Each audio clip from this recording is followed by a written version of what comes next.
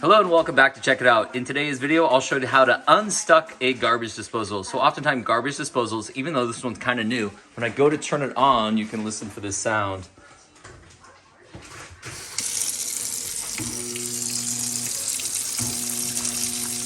So it's trying to run, it's stuck for whatever reason. So here's what I'm gonna do.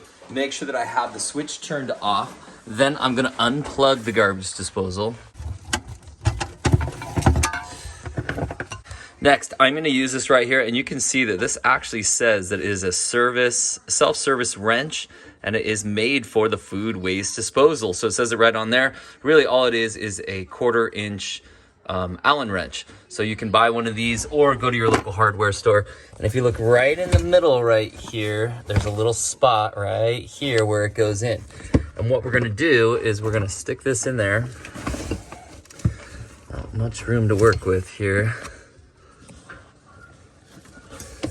So we'll stick this in there, and all we're gonna do is kind of wiggle it. We're just gonna kind of go one way a little, another way a little, and sometimes it'll kind of break free. And now I can feel that it's nice and loose. So now I'll plug it back in.